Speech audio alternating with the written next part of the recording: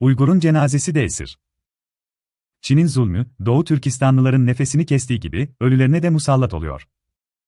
Bir milletin cenazesi bile esirse, yaşarken maruz kalınan zulmü siz düşünün. Bazen bir ölüm, bir milletin kaderini özetler.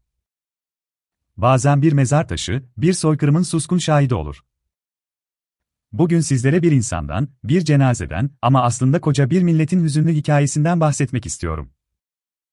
Çin rejimi yıllardır Doğu Türkistan'da yaşayan Uygur Türklerinin sadece yaşamına değil, ölülerine de musallat oluyor. Düşünün, bir mezarın başına dikilen hilal ve yıldız bile onlara ağır geliyor. Bir ayet, bir isim, bir dua. Hepsi yasak. Çünkü Çin, Uygur Türklerini kökünden, kimliğinden, imanından koparmak istiyor. Camileri yıkıyor, türbeleri yok ediyor, evleri düzlüyor. Bir milletin taşını, toprağını, hatırasını silerek tarihten kazımaya çalışıyor.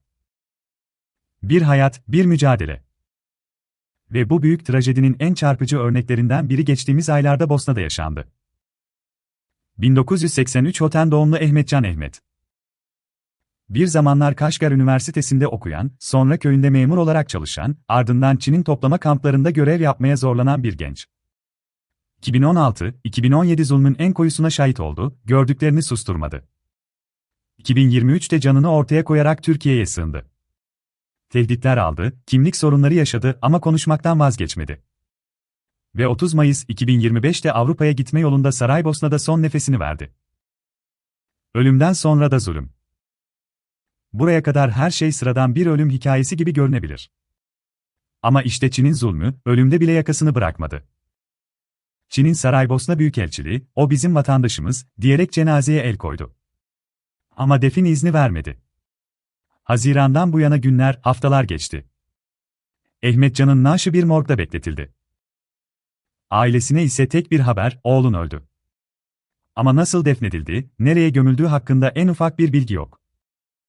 8 Ağustos'ta uluslararası gazetecilerin sorusuna Çinli yetkililer, soğuk bir dille, cenazesi uygun bir şekilde defnedildi, diyene kadar. Ama nasıl? Ve nereye? Dinsizler mezarlığına gömülen bir Müslüman. Cevap, insanın yüreğini parçalıyor. Ehmetcan, Saraybosna'da hiçbir dine mensup olmayanlar için özel ayrılmış bölüme gömüldü.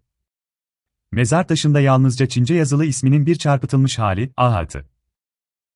Ne bir dua, ne bir ayet, ne de ana dilinde bir isim. Şimdi muhaceretteki Uygur kardeşlerimiz, Bosna'daki dini kurumlarla görüşerek, onun cenazesini İslam'a uygun şekilde yeniden defnettirmeye çabalıyor. Mezar taşına adını kendi dilinde kazıyacak, ruhuna dualar okuyacağız. Bir cenazeden öte. Ama buradan çıkarılması gereken asıl ders şu. Bu olay, sadece bir cenaze krizi değildir. Çin'in zulmü, insanın canını aldıktan sonra bile peşini bırakmayacağının acı bir delilidir. Uygur Türkleri olarak biz, yaşarken susturuluyor ve bastırılıyor, dillerimiz bağlanıyor, camilerimiz yıkılıyor, evlatlarımız elimizden alınıyor olabilir.